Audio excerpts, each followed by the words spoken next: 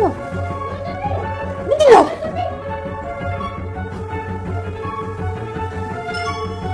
ሮዛ ተረጋጊ። ምናልባት እኮ ያቀድሽው ቅድም እንጂ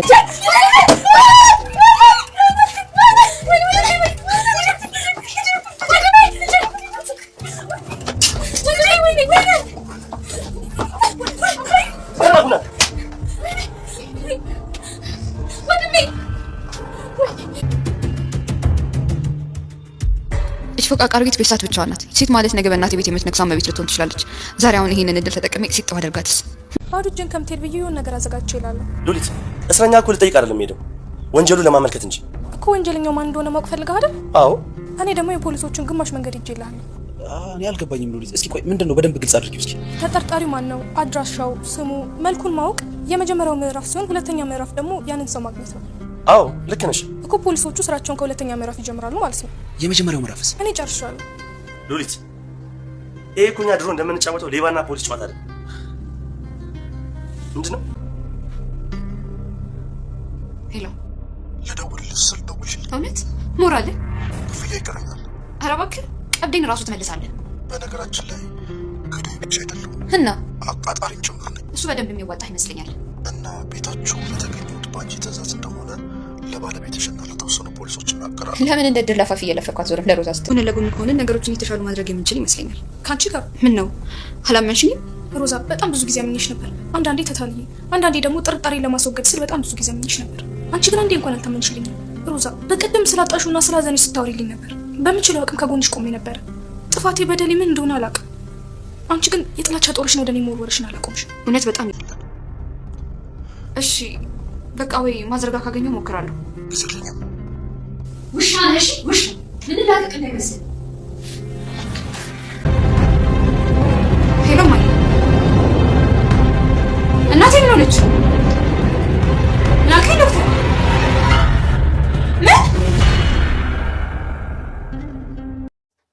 ሮዛ የሉሊትን እናት ግደል ወይም ደግሞ እናትን ከልጅ ለይ በማለት የላከችው ሰው ገንዘብ አምጪ እያለ ሲያስጨንቃት ያለኝ አማራጭ ስለሆነ እናቴ የክፉ ቀን ይሆናል ብላ የደበቀችው ካለ ወደ እናቴ ልደውል በማለት ወደ እናቷ ስትደውል የእናቷን ስልክ ያነሳው ዶክተር ነው። ምን አልከኝ ዶክተር? እናቴ ምን ሆነች? በማለት እጅግ በጣም ደነገጠች። እናትየዋ ከባድ ችግር ላይ እንደሆኑ አወቀች። ሰላም ጤና ይስጥልኝ ውድና የተከበራችሁ በመላው ዓለም ያላችሁ ኢትዮጵያ ላይ ትራንስላሽን እግዚአብሔር ይመስገን ደህና ነኝ። ባሏ ሙሽራ ይዞባት የመጣው ሚስት ወይም ደግሞ ትንሿ ሙሽራ ክፍል 56ን አብረን እናያለን። የባለፈው ክፍል ሮዛ እናትን ከልጅ ለይ በማለት እንዲገልላት የላከችው ሰው እላያቸው ላይ ስለታማ ነገር ደቅኖ ነበር ቪዲዮ ያለቀው። ቀጣዩን ክፍል አብረን ነኝ። ቀጣዩ ክፍል የሉሊት እናት እንደዛ ድብን አድርጎ በያዛቸው ነገር ግን እላያቸው ላይ የተደቀነው ነገር የሆነ ነገር ነግሯቸው ብንን ይላሉ። ብንን ሲሉ ላያቸው ላይ ተደቅነው ጩኸታቸውን ይለቁታል። በጩኸታቸው ሰዓትም ዳዊት ይሰማል። ነገር ግን እሳቸውም ጠንካራ ናቸው።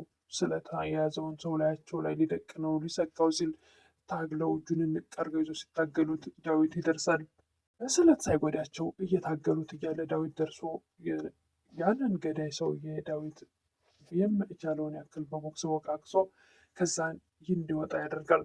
ከዛም በኋላ ዳዊት ሰውየውን ከባድ ነገር ሳያደርስበት ሉሊት ከዚህ ነገር ውስጥ እጁን እንዳቆም ደግሞ ወይም ወንጀለኛ እንዳይሆን ዳዊትን ትከለክላለች። ሉሊትና ዳዊት ወንጀለኛውን ተከትለው ወደ ውጭ ሲወጡ የሉሊት እናት ያንን ትቶት ሄደውን ይዞት የነበረውን ትልቅ ስለታማ ቢላ ሲያዩ ልጅን በዚህ ሊጎዳብኝ ነበር በማለት በጣም ስፍስፍ ብለው ሲያለቅሱ፣ ነገር ግን እሳቸው ሊገደሉበት እንደነበረ እሳቸው አላወቁም። ልጅን ምን ሊያደርግብኝ ነበረ በማለት ተጨንቀው እያለ ሮዛ ወደዛ ክፍል ትገባለች። ሮዛም ይህች ፎቃቃሩይት በዚህ ሰዓት ብቻዋን ናት። ነገ በእናቴ ቤት የምትነግሰዋ ልትሆን ትችላለች። በዚህ ሰዓቴን አጋጣሚ ተጠቅሜ ለምን ሲጣል አድርጋት የምትል ነበር ሮዛ። የቀጠርኩት ሰው እንደሆነ በርግጎ ወጥቷል። ማንም ሰውነችን ሴት ስጥ ባደርጋት ነገ ስለዛ ሰው እንጂ ስለ እኔ የሚያወራ ሰው የለም። ነገር ግን ይህን ነገር ባደርግ ደግሞ ራሱን ከጥርጣሬ ለማውጣት እጁን ወደ እኔ መቀሰሩ አይቀርም። ስለዚህ ከዚህ ነገር ራሴን ባድን ይሻለኛል ትል ነበረ። ራሷን በራሷ ታዋራው ነበር ሮዛ። ሮዛም ሴት ባደርጋት የሚለውን ሀሳብ ትታ ራሷን ወደ ራሷ መልሳ ማዘን ምንድነው ተፈጥሮ ነው ትላቸው ነበር የሉሊት እናትን። የሉሊት እናትም ልጄን አበባዬን ሊገድልብኝ ነበር፣ ምንድን የተፈጠረው ማን ነው እሱ ትል ነበር። እኔ ምን አውቃለሁ ልጄን አበባዬን ሊቀጥፍብኝ ነበር ይሉ ነበር የሉሊት እናት። ሮዛም ድግሱ የተደገሰው ላንቺ ነበር ያውሻ ዳነሽ እንጂ ትል ነበረ። እባክሽ ልጅ አበባ የት ነው ያለችው ጥሪልኝ ይሉ ነበር የሉሊት እናት። ምንም አትሆን እርሶ ይረጋጉ ከዳዊት ጋር ነው ያለችው ትል ነበረ። እሱንም እዚህ ውስጥ አስገባ ነው ይሉ ነበር የሉሊት እናት። ቆየ እኮ ትል ነበር ሮዛ። ምንድን ነው ያልሽው የኔ ልጅ? ማለቴ የሉሊትን ስቃዩን እንደ ስቃይ አድርጎ መቀበል ከጀመረ ቆየ ማለቴ ነው። ችግሯንም እንደ ችግር አድርጎ እያለች ሮዛ ትኩር ብለው ሲያዋት ምንድን ነው እንደዚህ ትኩር ብለው አዩኝ ትል ነበረ። አይኔን የማሳረፍበት አጥቼ ይሆናል ይሉ ነበር የሉሊት እናት። እሷም ውበቴ ያክል እውነት ይስባል እንዴ ትላቸው ነበረ። መሆኑ ነዋ ይላሉ የሉሊት እናት። ምን ነው አላሳምነውትም እንዴ? ኧረ እባክሽ የኔ ልጅ አሁን እሱን ትተሽ ልጄን ጥሪልኝ። ሮዛ የላከችው ሰውን ግደል ብላ ገንዘብ ካላመጣሽ እያለ በተደጋጋሚ እየደወለ ይጨቀጭቃል። እሷም እንደውም ቀብር የተሰጠውን ሁሉ መመለስ አለበት ትል ነበረ። እኔ ገዳይ ብቻ ሳይሆን አቃጣሪም ጭምር ነኝ። ስለዚህ ለባለቤትሽና ለተወሰኑ ፖሊሶች በአንቺ ምክንያት እዛ ቤት እንደተገኘው መናገር እንደምችል ታውቂያለሽ እያላት ነበረ። ማወቅ አለብሽ። የሮዛ ቅጥረኛም ጠቀም ያለ ገንዘብ ፈልጋለሁኝ። ባንቴሮና ባለቤትሽ ማታ ስሮጥ በድንጋጤ ዋሌቴን ስላገኙት እስካሁን ድረስ ብዙ ነገር ስሰራ ማንም ማንነቴን አውቆ አያውቅም። በማስረጃ የተደገፈ ነገር ማንም አግኝቶ አያውቅም። ነገር ግን ዋሌቴን ስላገኙት አሁን ባለቤትሽና ባንቴሮ በዙሪያዬ የህግ ሰዎች አሰማርተውብኛል። ስለዚህ ከታሰርኩኝ ችግሩ ላንቺም ስለሚተርፍ ለእኔ ከመታሰሪ በፊት ጠቀም ያለ ገንዘብ ማስገባት ይኖርብሻል ይላት ነበር።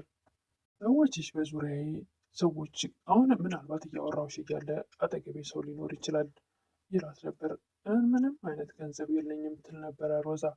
ምንም ማድረግ አልችልም ከየትም አምጪ፣ በቃ እናቴ ጋር ልሞክር እያለች ሮዛ በቃ ውሻ ነሽ ውሻ እያለች እየጮኸች ስትናገር ባንቴሮና ሉሊት ይሰማሉ።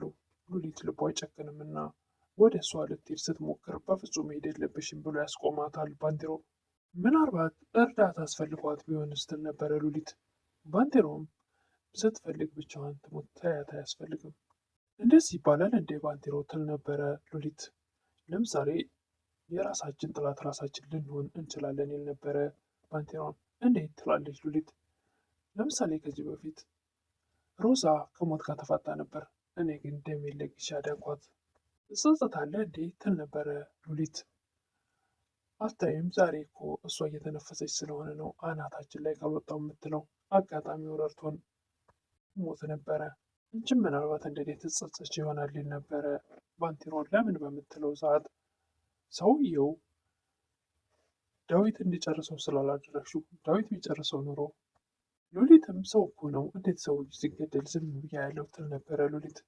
አንቺ እኮ ያዘንሽለት ሰው ማታ ከአንቺ ፍቅር ከእናትሽ ምርቃት ፈልጎ አይደለም የመጣው ሊገድላችሁ ነበር። እኔ እንጃ ምን እንደማስብ አላውቅም። እማዬ ራሱ በህልሟ እንደመጣ ነው የምታውቀው። ይኸውልሽ ሉሊት፣ ለማሸነፍ መጨከን አለብን። ከገባንበት ፈተና የምንወጣው ስንጨክን ነው።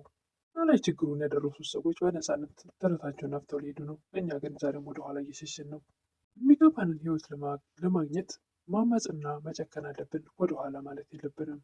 በስተመጨረሻም ሮዛ ሰውየው ገንዘብ አንጭ እያለ በተደጋጋሚ ሲጨቀጭቃት እናቴ ለችግር ቀን ብላ ያስቀመጠችው ገንዘብ ካለ ብላ ወደ እናቷ ስትደውል፣ ነገር ግን የእናቷን ስልክ ያነሳው እናቷ ሳትሆን ዶክተር ነበረ።